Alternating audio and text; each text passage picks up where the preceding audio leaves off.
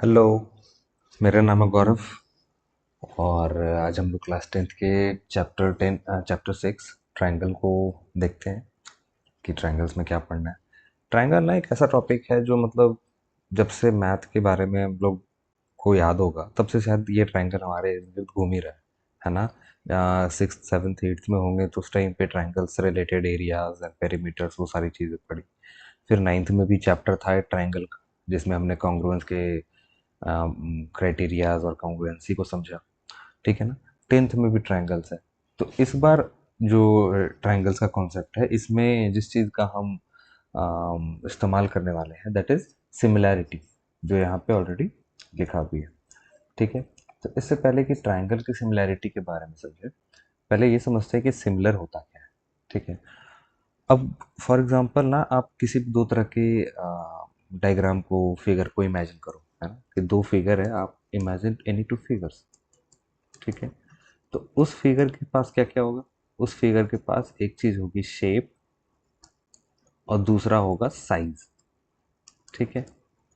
तो if the shape is same, है ना, कि शेप क्या है, सेम है, दो चीजें हों या तीन चीजें हों, दो से ज्यादा चीजें, मतलब जिसको हम कंपेयर कर रहे हैं, जिसको हम एक साथ स्टडी कर रहे हैं, उनके शेप अगर सेम है तो हम क्या बोलते हैं कि वो चीजें एक जैसी हैं, सिमिलर है ना। ये तो मतलब समझ में भी आता है, commonly known and day to day life में यूज होने वाला टर्म है। वही चीज आपके मैथ्स में भी है।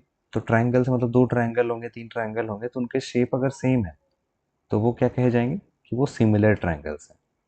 अच्छा। अब अगर सिमिलर होने के साथ साथ मतलब शेप तो हो सेम हो रहा है, तो उस शेप के सेम होने के साथ साथ shape is same and size is also same, है ना, कि साइज भी same, size is also same. अगर ऐसा हो रहा है तो हम उस चीज को क्या बोल देते हैं? उस चीज को बोल देते हैं कि वो कॉन्ग्रुएंट है। क्या है? कॉन्ग्रुएंट। ठीक। मतलब कि शेप और साइज दोनों जब बराबर होगा, दोनों जब सेम होगा तो हम बोल देंगे कि वो कॉन्ग्रुएंट है। और जब केवल शेप सेम होगा तो हम बोल देंगे कि ये चीज सिमिलर है। ठीक है। मतलब क्या हुआ कि सिमिलर होने का स्पेशल कंडीशन जो है वो कॉन्ग्रुएंस है। तो हमने स्पेशल केस जो था वो क्लास 9th में पढ़ लिया है।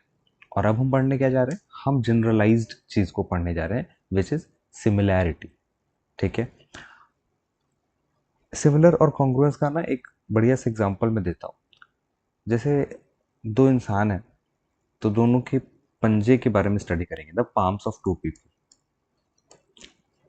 पाम्स। ठीक है। तो पहले इंसान का जो पंजा जैसा होगा बिल्कुल वैसा ही पंजा दूसरे इंसान का होगा। बस क्या फर्क होगा? साइज का। क्या फर्क होगा? साइज का। Person one, person two. तो साइज का अंतर होगा लेकिन शेप तो सेम होगा। क्या होगा? शेप सेम होगा। तो शेप सेम है तो हम क्या बोलेंगे कि दोनों के पंजे क्या हैं? सिमिलर है। क्या बोलेंगे? सिमिलर है। अब वही पाम्स की हम स्टडी करें सेम पर्सन, एक ही इंसान। ठीक है। पर्सन वन, हैंड वन, पहले हाथ में। पर्सन टू, नहीं, पर्सन वन, हैंड टू। ठीक है। अब ऐसा तो आपने देखा नहीं है कि एक इंसान के एक हाथ के दो पंजे अलग अलग, एक बड़ा एक छोटा, ऐसा तो होता नहीं। क्या होता है? शेप तो सेम है ही, शेप भी सेम है और साइज भी same, shape and size same. तो ऐसे कंडीशन में जो दोनों पंजे सेम इंसान के हुए वो क्या हो जाएंगे? क्या कहलाएंगे? कॉन्ग्रुएंट कहलाएंगे। I hope that is clear. ठीक है, समझ में आ रहा होगा। तो this is the concept of similarity and congruency. तो कॉन्ग्रुएंसी क्या हो गया कि जब शेप के सेम होने के साथ साथ साइज भी सेम है तो उस कंडीशन को हम बोलेंगे कॉन्ग्रुएंस होना, है ना, कॉन्ग्रुएंट होना। वो चाहे किसी भी दो चीज़ के बारे में हो।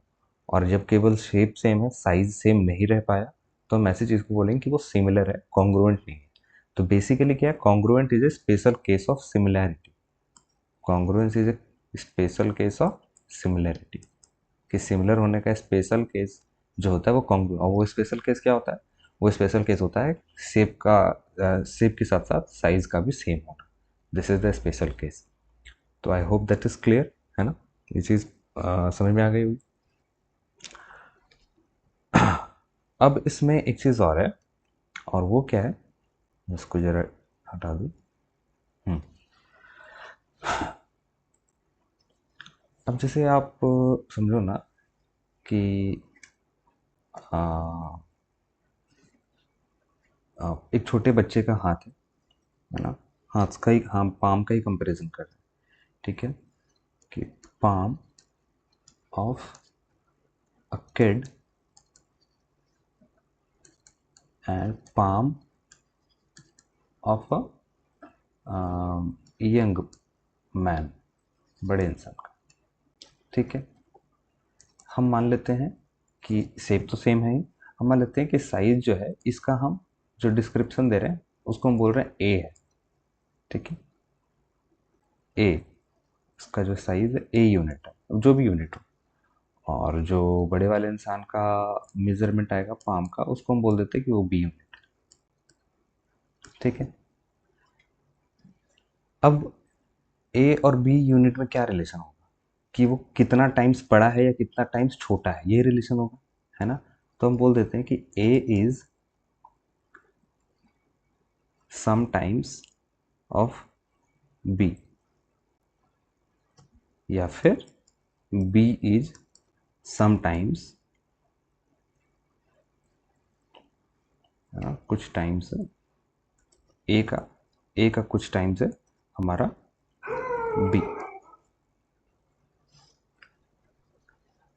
तो B is either sometimes of A और you can say A is sometimes of B, है ना, कि अगर A दुगना होगा B का या B दुगना होगा A का, तो दूसरा वाला ऑटोमेटिकली इसका आधा हो जाएगा, है ना। तो उसमें A और B में या दो चीज़ जो कंपेयर हो रही है, जो सिमिलर चीज़ें हैं, उनमें अगर कंपैरिजन हो रहा है, तो कंपैरिजन का क्या मैथमेटिकल क्या रिलेशन है, कि they are related in such a way कि फर्स्ट वन और second one is some times of the another one, है ना, कि वो कुछ वैल्यूज के साथ मल्टीपल्स में है बेसिकली, अगर मैं प्रॉपर टर्म यूज करूँ, कि the second one is the some multiple of first one, और the first one is some multiple of second one. वो मल्टीपल एक से बड़ा हो सकता है, एक से छोटा होगा तो फ्रैक्शन में लिखेंगे, बड़ा होगा तो इंटीग्रल्स में लिखेंगे, दैट डिपेंड्स, है ना। बाकी वो क्या है, मल्टीपल्स में है। तो this is the concept of similar when you have to use it in symbolically, है ना, उसको आपको रिप्रेजेंट करना है मैथमेटिकल फॉर्म में, तो आप कैसे बताओगे कि the two things which are going to be compared or which are being compared are related in such a way that first one और the second one of them is a multiple of another, ऐसा, ठीक है। इस particular term का जो इस्तेमाल है ना, वो हम करने वाले हैं आगे इस चैप्टर में पढ़ेंगे, तो अगर ये चीज़ क्लियर हो गई ना कि मल्टीपल्स कैसे है, तो आगे सारा कुछ समझ में आसानी से आएगा। जैसे कि जैसे पाम ऑफ अ किड है, अगर उसको ए यूनिट बोला हूँ, तो ये छोटा होगा, है ना, यंग मैन का बड़ा होगा, तो मान लेते हैं कि वो टू टाइम्स है ना, तो यहाँ पे क्या रख देंगे, टू रख देंगे। वो टू टाइम्स नहीं हो करके मान लो कि कुछ और होता, है ना, इस मान लो वो 1.2 हो जाता, मतलब सम टाइम्स, है ना, कुछ है वहाँ पे बेसिकली, कि वो इतना टाइम्स बड़ा है ना, उसी को अगर यहाँ पे रिप्रेजेंट करेंगे तो वो 1 अपॉन में आ जाएगा, है ना, तो उसका रेसिप्रोकल हो जाएगा। पहले वाले कंडीशन में अगर यूज़ करते हैं तो यहाँ पे यूज़ करेंगे तो 1/1.2 हो जाएगा, मतलब जितना टाइम्स ये है उसका रेसिप्रोकल इस्तेमाल करेंगे अगर इन्वर्स करेंगे रिलेशन तो, ठीक है। तो इससे क्या क्लियर हो रहा है, इससे ये क्लियर हो रहा है कि the two things which are related in multiples of other, है ना, कि एक दूसरे के मल्टीपल्स के फॉर्म में वो रिलेटेड है ना, कि सिंपली अगर उसका दोनों वैल्यूज का रेशियो निकालोगे, कि जो दोनों वैल्यूज हैं उनका रेशियो जो है वो क्या है, एक वैल्यू आ रहा है ना, एक वैल्यू दे रहा है, ठीक है। तो रेशियो जो आ रहा है वो उस मल्टीपल को शो कर रहा है, बेसिकली सिंपली बात करें तो यही है कि यहाँ पे बी अपॉन ए करेंगे तो 1.2 आ जाएगा, ए अपॉन बी करेंगे तो 1/1.2 आ जाएगा, यहाँ से अगर ए अपॉन बी करूँगा तो ये 1/1.2 आ जाएगा, है ना। तो जितना मल्टीपल्स है वो मल्टीपल आपका वैल्यू शो करेगा उन दो चीज़ के रेशियो का, है ना, जो कांस्टेंट ही होगा, वो तो चेंज नहीं हो रहा कि कितना टाइम्स है तो है। अब अगर ए की वैल्यू पता है तो आप उसके अकॉर्डिंगली बी निकाल लोगे, बी के पता है तो आप उसके अकॉर्डिंगली ए निकाल लोगे, तो ये दो चीज़ें आपस में क्या है, रिलेटेड है ना। और ये कैसे रिलेटेड है, in the form of multiples. और वो वैल्यू डायरेक्टली कैसे दिखेगा, तो वो वैल्यू डायरेक्टली दिखेगा as the ratio of the two things which are being compared, है ना, कि जिसको हम कंपेयर कर रहे हैं उसके रेशियो से, कि बी अपॉन ए कर दिया तो 1.2 आ गया, या ए बाई बी कर दिया तो ये 1/1.2 आ गया, ऐसा। ठीक है ना, ये चीज़। I hope that's clear. तो this is the basic concept of similarity. अब हम पढ़ते हैं, समझते हैं कि ट्रायंगल्स के केस में सिमिलैरिटी का क्या इस्तेमाल है और कैसे होता है। सिमिलैरिटी ऑफ ट्रायंगल्स में ना जैसे कि हम क्या समझने वाले हैं, ये देखने वाले हैं कि अगर दो ट्रायंगल है मेरे पास, तो वो उनका शेप सेम है कि नहीं, है ना। साइज की यहाँ पे बात ही नहीं कर रहे, बस शेप सेम होना चाहिए। बाकी साइज वो सेम है या नहीं है, वो बड़ा है या छोटा है, उससे हमें कोई मतलब नहीं। ठीक है, बस उसका शेप सेम होना चाहिए। अगर मैं दो ट्रायंगल बना रहा हूँ, है ना, तो ट्रायंगल का शेप बिगड़ेगा कब, है ना। ट्रायंगल का शेप बिगड़ेगा कब, आपको बात करूँ सिंपल, तो इसके एंगल्स के चेंज होने पे, है ना। कि अगर ये ट्रायंगल है ए बी सी और ये ट्रायंगल है हमारा पी क्यू आर, तो इनके जो अपने एंगल्स, इंडिविजुअल एंगल्स है ना, angle A B C first में और angle P Q R third में, तो इन एंगल्स के बेसिस पे, इन एंगल्स के चेंज होने की वजह से ये ट्रायंगल्स अलग होंगे, है ना। क्योंकि अगर वो शेप सेम होना है, मतलब कि उन दो साइड्स के बीच में जितना एंगल आ रहा है वो सेम होना चाहिए दोनों ही केस में, है ना, वो चेंज नहीं होना चाहिए। तो मतलब हमारा क्या कहने का और समझने का क्या मतलब वो, कि angles should be same, angles बदलने नहीं चाहिए, एंगल्स शुड बी सेम। हम ये अच्छे से जानते हैं कि तीनों एंगल के सम, दुनिया का कोई भी ट्रायंगल हो, तीनों एंगल का सम क्या होने वाला है, 180 डिग्री। कितना होने वाला है, 180 डिग्री। अच्छा, तो अगर आपका पहला एंगल, सपोज एंगल यहाँ पे जो है हमारा ए, है ना, मैं ग्रीन से दिखा रहा हूँ कि ए एंगल सपोज पी के इक्वल है और बी एंगल हमारा मान लेते हैं आर के इक्वल है। तो इससे क्या पता चला, इससे सिंपली ये क्लियर हो गया कि दो एंगल्स इसके इक्वल है, तो इसका थर्ड एंगल भी आपस में ऑलरेडी इक्वल होगा, क्योंकि तीनों का सम तो 180 आने वाला है ना। कि तीन चीज़ है, ए बी और सी और पी क्यू और आर का सम, तीनों का कितना आना है, 180 आना है इसमें भी। इसका पहला उसके पहले के बराबर, इसका दूसरा इसके दूसरे के बराबर, तो ऑटोमेटिकली तीसरा भी आपस में बराबर होगा। तो इससे हम क्या कंक्लूड करते हैं, इससे हम ये कंक्लूड करते हैं कि केवल दो एंगल का ही केस अगर मेरे को मिल जाए कि वो इक्वल है, तो उससे ये पता चल जाएगा कि दोनों ट्रायंगल्स क्या है, सिमिलर है। तो ये वन ऑफ द क्राइटेरिया हो गया to find out the similarity between two triangles. Criteria क्या हो गया, पहला डबल ए क्राइटेरिया। दूसरा क्या क्राइटेरिया है, triple S.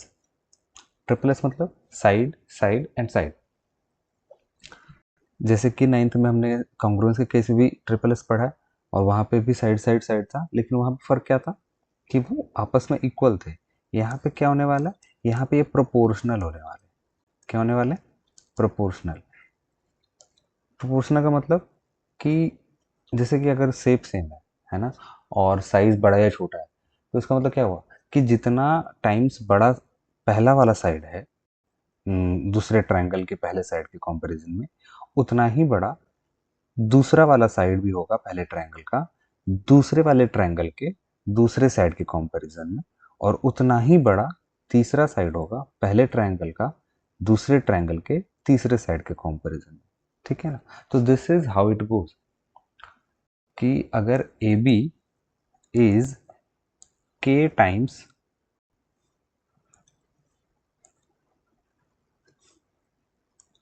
A B is K times of P Q, B C is also K times of Q R, ठीक है, और ए सी भी सिमिलरली के टाइम्स ही होना चाहिए पी आर का, यह है। तो इसका मतलब कि हमारा जो ट्रायंगल है वो सिमिलर होगा, है ना। कि जितना टाइम्स है इसका पहला साइड जितना टाइम्स बड़ा या छोटा है उतना ही टाइम्स बड़ा या छोटा इसके बाकी साइड्स भी होने चाहिए उसके दूसरे के कंपैरिजन में। तो this is how the triple S criteria work. तीसरा क्या है? तीसरा है हमारा S A S. S A S बोलने का मतलब क्या हुआ? एस ए एस बोलने का मतलब हुआ साइड एंगल साइड। मतलब कि इसका पहला, है ना, मैं जब इसका बोल रहा हूँ तो इसका मतलब कि मैं पहले ट्रायंगल की बात कर रहा हूँ। तो इसका पहला साइड जितना बड़ा या छोटा होगा दूसरे ट्रायंगल के पहले साइड के कंपैरिजन में, उतना ही बड़ा या छोटा इसका दूसरा साइड होगा दूसरे ट्रायंगल के कंपैरिजन में। और उनके बीच में जो आने वाला एंगल है वो आपस में इक्वल होगा। चलो, ये जो मैंने बोला ये समझ में नहीं आएगा, मैं इसको समझाता हूँ ड्रॉ करके। कि मेरे पास दो ट्रायंगल आ गए, ए बी सी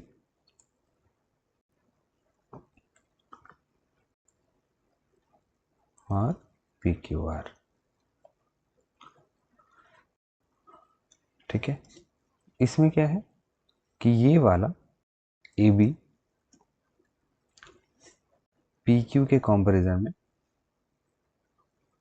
जितना बड़ा है उतना ही बड़ा इसका दूसरा वाला इसके दूसरे वाले के कंपैरिजन में है। मैं जानबूझकर बीसी के साथ पीआर को दिखा रहा हूँ, क्यूआर को नहीं दिखा रहा हूँ, ताकि आपको ये आइडिया लग जाए कि कोई भी दो साइड्स की बात हो रही है। ठीक है ना, किसी भी ओरिएंटेशन में वो इक्वल हो सकते हैं। ठीक है ना। तो इसका पहला इसके पहले के जितने टाइम्स है उतना ही टाइम्स इसका दूसरा इसके दूसरे के बराबर है।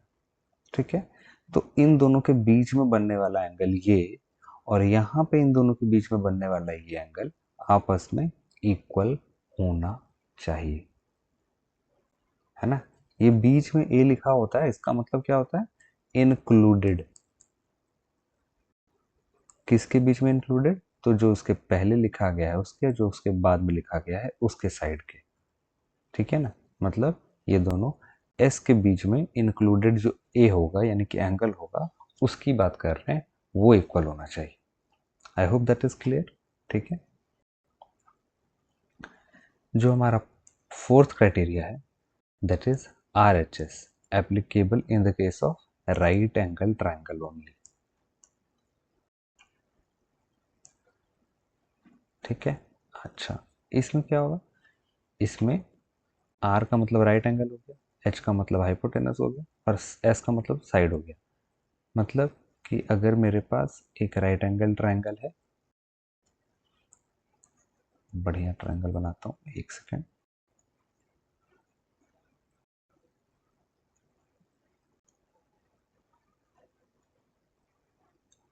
ये हो गया आपका, मैं इसका नाम रख देते हैं D E F,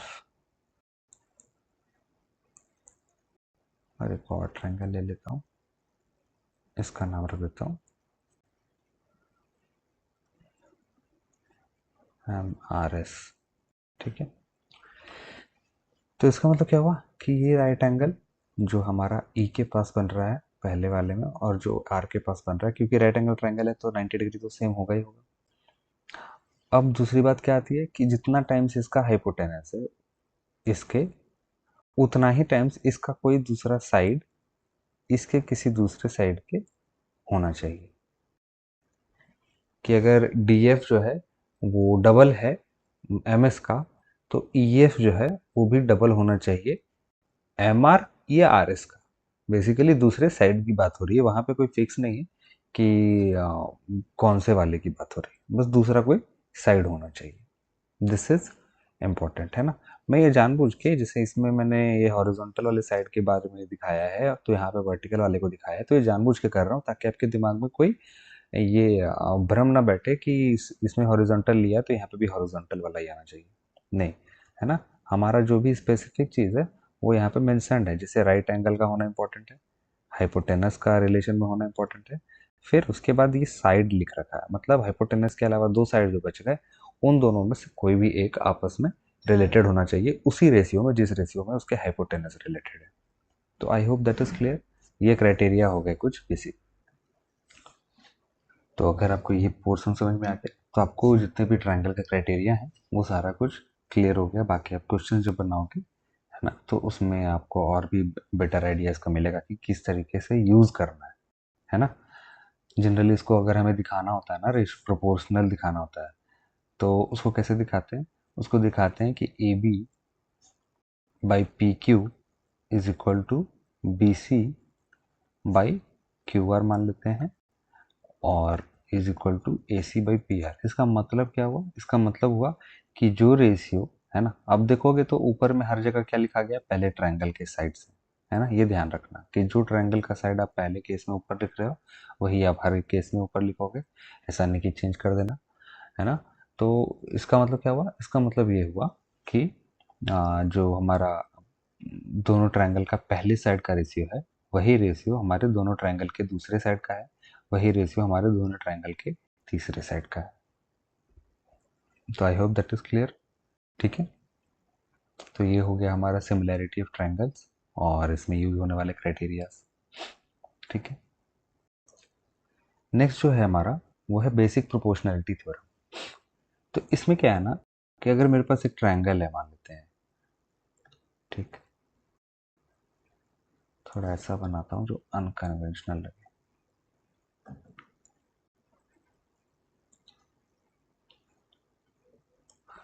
So this is my triangle A B C। अब इसमें इस ट्रायंगल का जो भी तीन साइड्स है उसमें से किसी भी एक साइड के पैरेलल अगर कोई लाइन जा रही है, कोई भी एक साइड मान लेते हैं कि BC के पैरेलल एक लाइन गई हमारी, कुछ ऐसे, ठीक है। तो ये जहां पे भी इस साइड को काट रही है ना, जिस भी जगह पे, वो बिल्कुल सेम रेशियो में काट रही है। मतलब कि अगर मान लेते हैं M और N पे काट रही है, तो AM का रेशियो MB के साथ जो होगा वही रेशियो AN का NC के साथ जो रेशियो आएगा उसके बराबर होगा। तो बेसिक प्रोपोर्शनलिटी थ्योरम क्या बोल रहा है कि अगर एक पैरेलल लाइन, ध्यान से सुनना, सुनोगे तो ऑटोमेटिकली समझ में आ जाएगा, है ना। आप आंख बंद करके इमेजिन कर लो कि एक ट्रायंगल है, आपने ट्रायंगल बना लिया, उसमें तीन साइड है, आप किसी भी एक साइड को इमेजिन कर लो। एक साइड को इमेजिन कर रहे हो, उसके पैरेलल एक लाइन ड्रॉ कर दी जो ट्रायंगल के अंदर से जा रही है, मतलब ट्रायंगल को काटते हुए जा रही है ना। क्या किया आपने? सबसे पहले एक ट्रायंगल इमेजिन किया, ट्रायंगल इमेजिन करने के बाद क्या किया आपने? उसके किसी एक साइड को पकड़ लिया, कंसिडर किया, और उस साइड के पैरेलल एक लाइन पास करा दी, ठीक है। अब उसी चीज को जो मैंने बोला उसको डायग्राम में देखते हैं। मैंने क्या किया? एक ट्रायंगल कंसिडर किया ABC, ठीक है, गुड, वेरी नाइस। उसके बाद क्या किया? हमने BC को कंसिडर किया, ये BC को कंसिडर किया, ठीक है, ओके।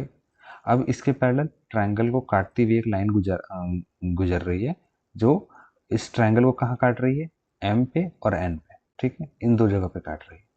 तो ये थ्योरम क्या बोल रहा है कि जिन दो जगह पे काट रही है ना, वो सेम रेशियो में काट रही है, मतलब कि AM का रेशियो MB के साथ जो होगा वही रेशियो AN का NC के साथ होगा।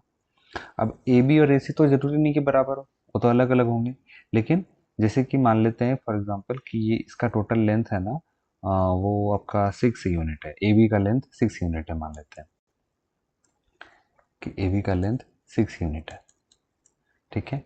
और AC का लेंथ हम मान लेते हैं, लेट के बी का लेंथ 6 यूनिट है, और AC का मान लेते हैं कि वो सपोज 10 यूनिट्स है, ठीक। तो अगर ऊपर का हिस्सा इसका सपोज और मान लेते हैं कि इसको 1:2 के रेशियो में काट रही है। किस रेशियो में काट रही है? 1:2। AC को ना 9 मान लेता हूँ, थोड़ा कैलकुलेशन ईजी हो जाएगा, ऐसा नहीं कि 10 मानने में कोई प्रॉब्लम है, ठीक है। तो मान लेते हैं कि AM/MB जो है, मतलब कि ऊपर का हिस्सा एक हिस्सा है और नीचे का हिस्सा दो हिस्सा है, 1:2 का रेशियो है, फॉर एग्जाम्पल का रेशियो 1:2। तो मतलब कि AB में AM/MB is equal to 1/2, and same AN/NC is equal to 1/2 as well. तो AM प्लस MB क्या हो जाएगा? AB हो जाएगा, करेक्ट। कोई प्रॉब्लम नहीं है। ठीक है, हम मान लेते हैं कि जो इसका कॉमन रेशियो अगर आर मान लेते हैं तो इसको क्या लिख सकते हैं कि एम की वैल्यू हो गई आर और एम बी की वैल्यू हो गई 2r।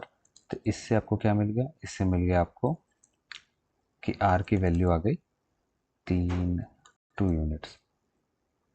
ठीक है, तो उससे आप क्या पता लगा पाओगे कि ए एम की जो वैल्यू है वो 2 आ रही है और एम बी की जो वैल्यू है वो 4 आ रही है। सिमिलरली ए एन की वैल्यू क्या आ जाएगी 3 और एन सी की वैल्यू क्या आ जाएगी 6।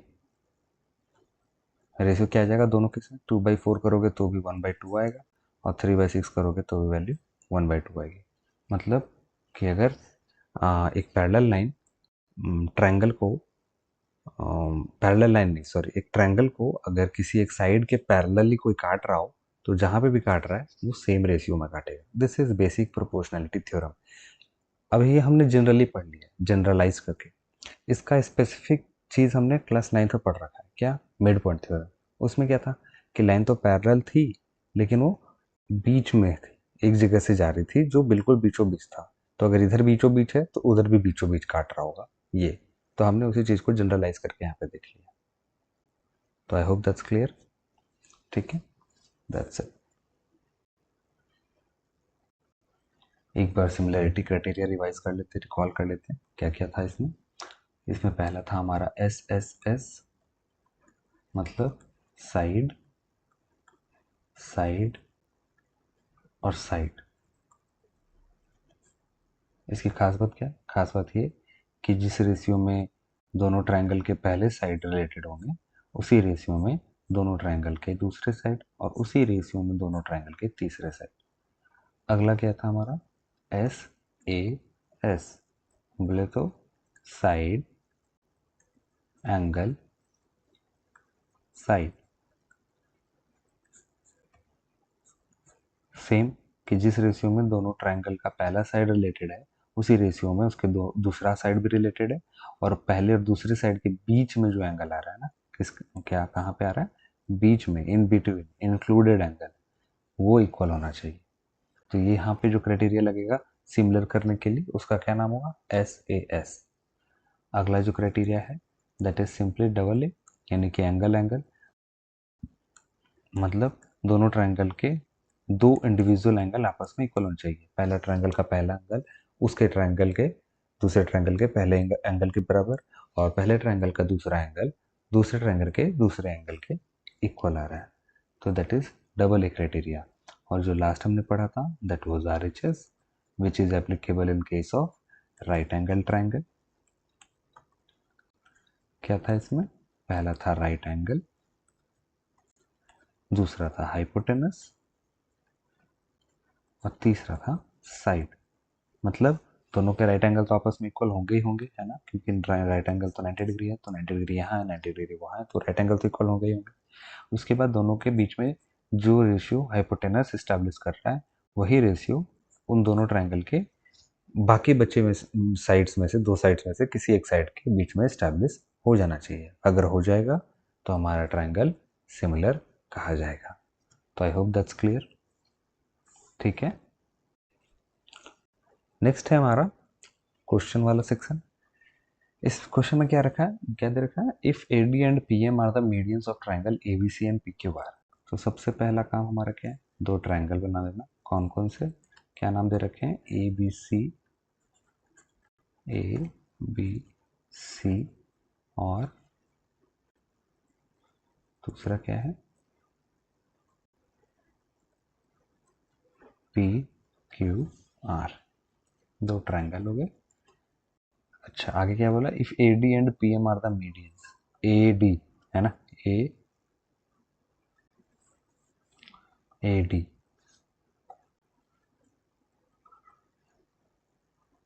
ये कुछ यहाँ पे आएगा डी एंड सिमिलरली पीएम आएगा हमारा कुछ इस तरीके से।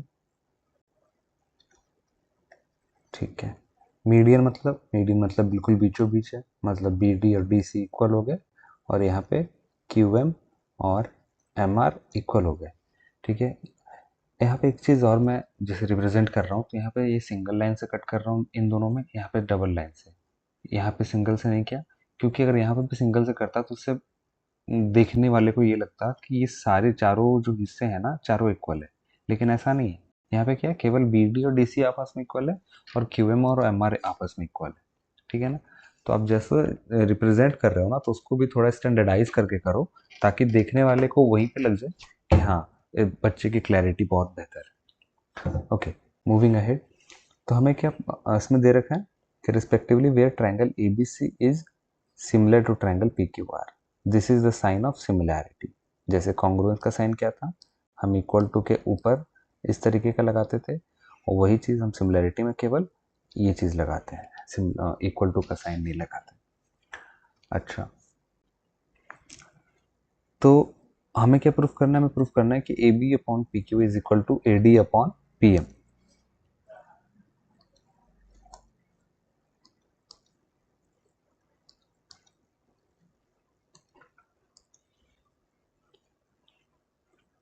क्या प्रूफ करना है, A B upon P Q is equal to A D upon P M. अच्छा, अगर हमारे ट्रायंगल सिमिलर है तो इसका मतलब क्या हुआ, ए बी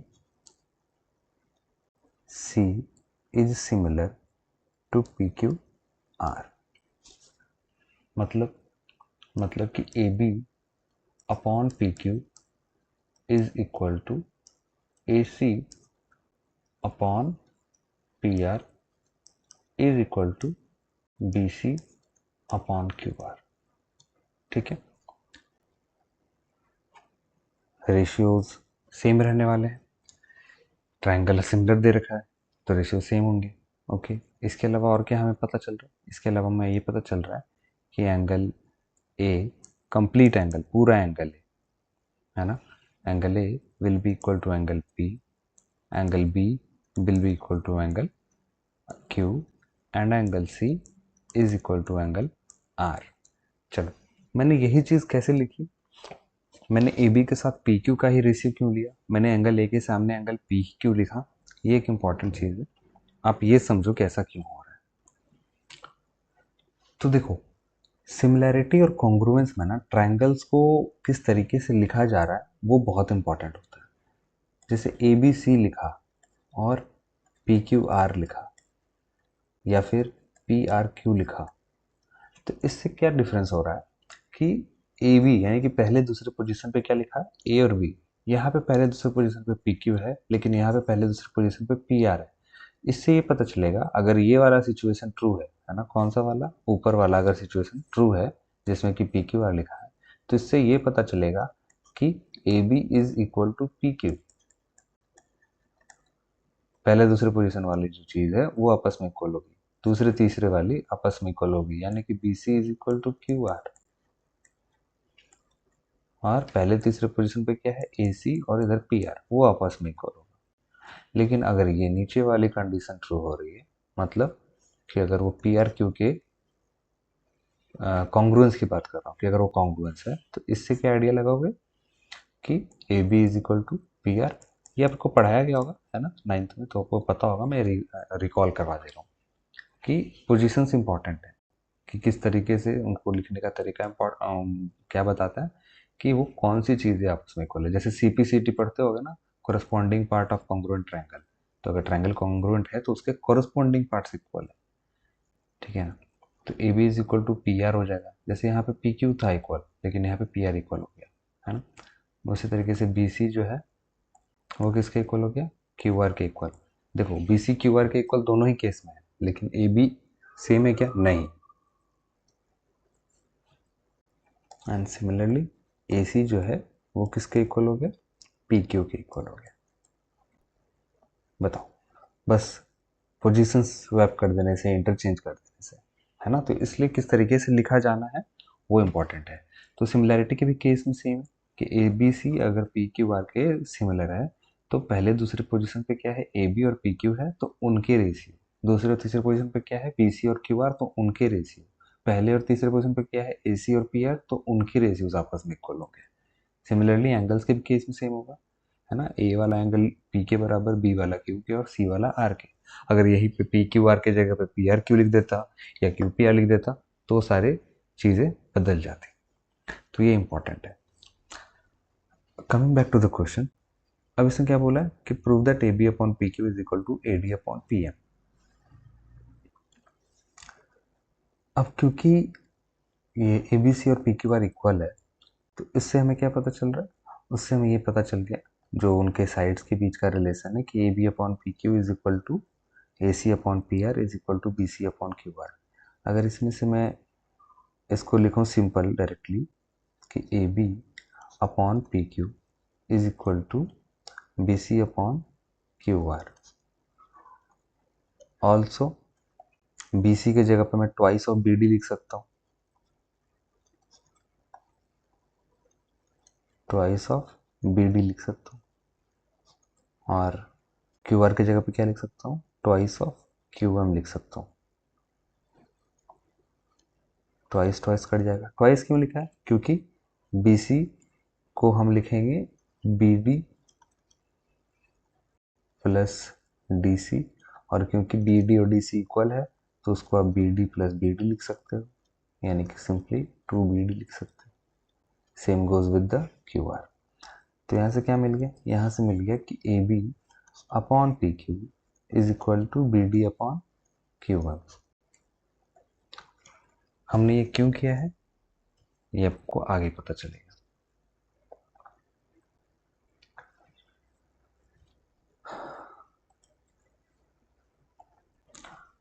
अब आप दो ट्रायंगल देखो ए बी डी,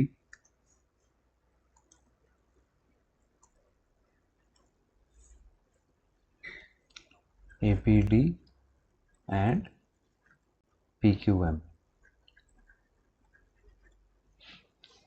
आपको इसमें दिख रहा होगा ये वाला रिलेशन कि A B upon P Q is equal to B D upon Q M, है ना। और angle B is equal to angle Q. कैसे, यहाँ से डायरेक्टली, क्योंकि ये तो गिवन ही था। तो इस चीज़ को देख करके किसको किसको, ऊपर जो हमने लिखा है अभी ये वाला और ये वाला, इनको देख के क्या लग रहा है, इनको देख के ये पता चल रहा है कि ए बी डी जो है वो सिमिलर है पी क्यू एम के। ठीक है, कोई प्रॉब्लम। अगर वो सिमिलर है तो इससे हम क्या निकाल सकते हैं, इससे हम तीनों साइड्स का रेशियो निकाल सकते हैं। A B upon P Q is equal to A D upon P M is equal to B D upon Q M. अपने को तो केवल यही चाहिए था, कौन, ये। तो यहाँ पे हमारा जो निकालने का काम था, प्रूफ करने का काम था, वो हो चुका है। ठीक है, अब इसमें एक चीज़ इंपॉर्टेंट है कि मैंने इस प्रोसेस से ही क्यों किया, जिस प्रोसेस से मैंने किया है।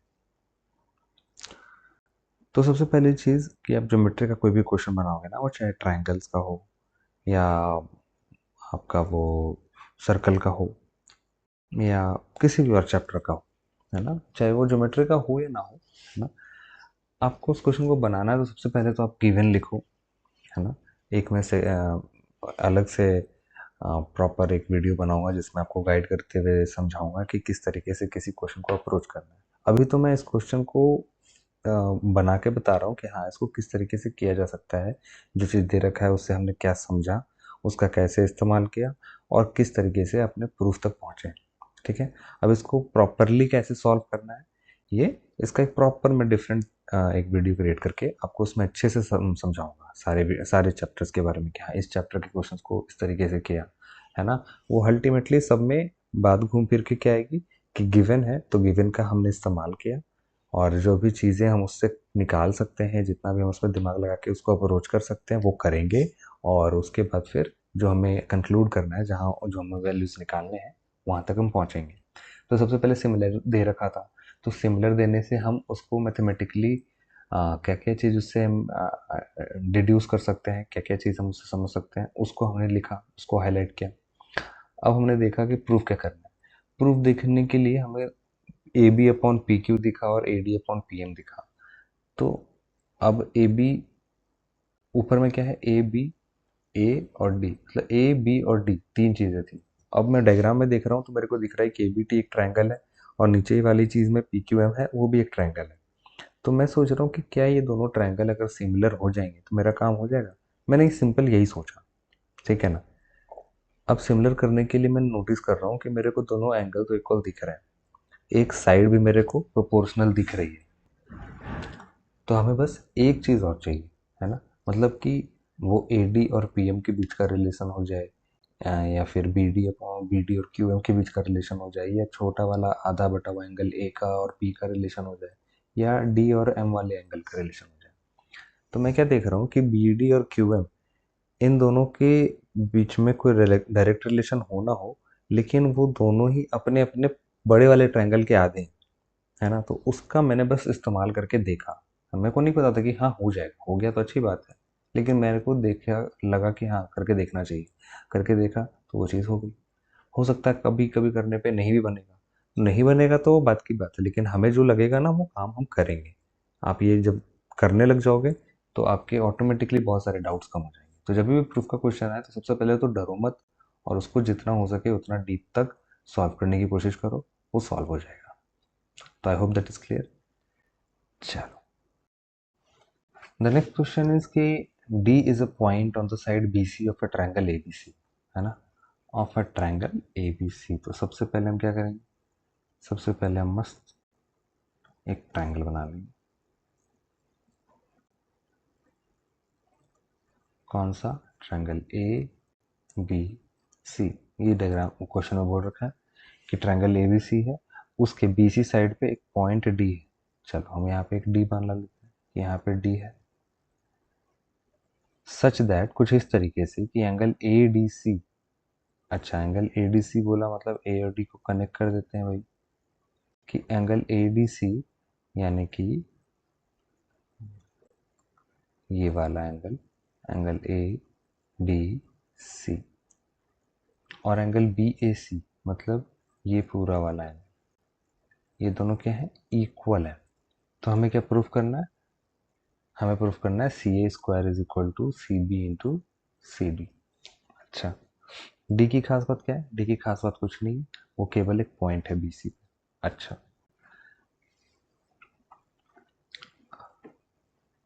तो इसको कैसे करेंगे। अब जो पूरा एंगल जो दो, एक ही तो चीज़ है जो आपस में रिलेटेड है, क्या, दो एंगल जो इक्वल है, कौन कौन से, एक ये वाला एंगल यानी कि बी एस सी, और एक दूसरा वाला एंगल बी डी सी। चलो, तो हम यही दो ट्रायंगल पकड़ लेते हैं, कौन कौन से, बी एस सी पकड़ लेते हैं, चलो जैसे बोल रखा है वैसे ही लिखता हूँ, और दूसरा कौन सा पकड़ लेते हैं, ए डी सी, ठीक है। अब देखो, इस ट्रायंगल में बी ए सी तो इक्वल है भैया हमारा ए डी सी की, और ये वाला जो एंगल सी है ना, ये अगर आपको दिख रहा हो, ये जो एंगल सी है ये दोनों ही ट्रायंगल में आ रहा है ना। पहले ट्रायंगल में उसका नाम हम ए सी भी बोल सकते हैं, और दूसरे ट्रायंगल में उसका नाम हम ए सी डी बोल सकते हैं, बात तो कुछ बदलेगी नहीं, है ना, वैल्यूज तो सेम ही है। ठीक है, क्यों, क्योंकि डी तो पॉइंट है बी सी पे, तो ए सी डी बोल लो या ए सी बी बोल लो, एक ही बात है। तो दोनों एंगल्स इक्वल हो गए, अगर दोनों एंगल्स इक्वल हो गए तो बाई डबल ए क्राइटेरिया हमारा दोनों ट्रायंगल ही सिमिलर हो गए। चलो, यहाँ पे ट्रायंगल्स का नाम लिखना इंपॉर्टेंट है, बहुत ध्यान से लिखना। तो triangle B A C is similar to triangle कौन सा। अब देखो, बी ए सी के साथ हम क्या क्या लिख सकते हैं, हम लिख सकते हैं ए सी डी लिख सकते हैं, सी ए डी लिख सकते हैं, ए डी सी लिख सकते हैं, ठीक है, और डी ए सी लिख सकते हैं, डी बी सी लिख सकते हैं, सॉरी डी ए सी लिख सकते हैं, डी सी ए लिख सकते हैं, सारी चीज़ें लिख सकते हैं। अब अगर इन तीनों में मेरा काम नहीं बनेगा तो हम बाकी के भी लिख के देखेंगे। अब आप ये देखो कि जो हमारा एंगल है बी ए सी, यानी कि बी ए सी वो किस में मिल रहा है, मतलब एंगल ए की बात हो रही है, बी ए सी की बात, बी ए सी में हमारा एंगल ये आ रहा है, ये किसके बराबर है, डी के। तो वो वाली चीज़ कहाँ है? वो वाली चीज़ यहाँ पे तो है, मतलब इसमें और इसमें तो है ही नहीं। पक्का इसमें और इसमें तो नहीं है। मतलब इसको, अगर मेरे पास एक ऑप्शन होता, फॉर एग्जांपल लिखा हुआ CDA, अगर ऐसे लिखा होता तब हो सकता था, तब तो पॉसिबल था कि ये भी सही है और ये वाला भी सही है। ठीक है, अब देखते हैं आगे। एंगल ACB है ना, सी दोनों दोनों में सेम जगह पे होना चाहिए, तो इसमें पोजीशन थर्ड पे है सी, तो वो वाला थर्ड पोजीशन पे यहाँ है, तो इसका मतलब क्या हुआ कि ये वाली चीज़ हमारी सही है, तो ये कैंसिल आउट हो गया। तो हम क्या बोलेंगे, हम ये बोलेंगे कि जो ट्रायंगल हमारा BAC है वो सिमिलर है किसके, ट्रायंगल ADC के। ठीक है ना, ये सारे के सारे ट्रायंगल सेम है ना, ये जितने भी चार नाम लिखे हैं, और अगर कोई इसमें इसके अलावा भी आ सकता है वो भी, वो सारे के सारे सेम ट्रायंगल को बता रहे हैं, बट ओरिएंटेशन अलग है ना, उनकी पोजीशंस अलग है। तो इसलिए उसमें से कोई एक ही होगा BAC के सिमिलर, कौन सा होगा, ADC होगा। ठीक है, क्यों हुआ वो भी मैंने समझा दिया। तो ये ट्रायंगल सिमिलर हो गए। अगर ये सिमिलर हो गए तो साइड्स प्रोपोर्शनल होंगे। प्रोपोर्शनल मतलब कि BA upon AD is equal to BC upon AC is equal to AC upon CD। ठीक है, अब हम ये बाद वाले दोनों पोर्शंस को अगर लेके चले तो हमें क्या मिल रहा है, हमें मिल रहा है कि BC या CB into CD is equal to CA का स्क्वायर। यही हमें प्रूफ करना था। I hope that's clear, I hope that's clear है ना, कोई प्रॉब्लम नहीं है। तो इस तरीके से हमने इस क्वेश्चन को प्रूव किया। हमारे पास केवल एक ही चीज़ रिलेशन में थी, उससे हमने सबसे पहले क्या नोटिस किया, उससे हमने ये नोटिस किया डायग्राम को बनाने के बाद कि दोनों ही ट्रायंगल के अंदर कंस्टिट्यूट हो रहे हैं, दोनों अपने अपने एक ट्रायंगल को दिखा सकते हैं। तो उन दोनों ट्रायंगल को हमने आगे बस पढ़ने की कोशिश करी सिमिलरिटी के बेसिस पे, बस वहीं से मेरा काम हो गया, प्रूव हो गया सारी चीज़ें। तो ये हो गया आपका ट्रायंगल चैप्टर। ठीक है, नेक्स्ट है हमारा master mind quest. Solve it, share it to us and get some rewards waiting for you. तो आई होप आपको ट्रायंगल चैप्टर समझ में आया होगा, है ना। कोई भी डाउट हो इसमें, क्योंकि बहुत शॉर्ट एंड सिंपल तरीके से बताया गया है, तो छोटे मोटे कुछ डाउट्स हो सकते हैं, वो आप बिल्कुल बेझिझक पूछिए और उसका जवाब आपको दिया जाएगा। इसके अलावा हम लोग आगे चल कर के बोर्ड एग्ज़ाम्स के ऊपर बहुत सारे तरह की वीडियोस बनाएंगे कि किस तरीके से आपको क्वेश्चन को अप्रोच करना है, किस तरीके से आपको टाइम मैनेज करना है, कौन सा सेक्शन का क्वेश्चन पहले बनाना है, किसी क्वेश्चन को किस प्रोसेस में सॉल्व करना है ना, पहले क्या करेंगे, बाद में क्या करेंगे, कितना टाइम दें, कितना नहीं दें। जितने भी तरह के क्वेश्चन है जो कॉमनली मिस्टेक होते हैं और जो अनकॉमन मिस्टेक्स भी हो सकते हैं, मैं उन सब पे बात करूँगा, सबके बारे में आपको गाइड करूँगा, है ना। तो just keep connected and keep studying. I hope that's clear, and that's it from this chapter.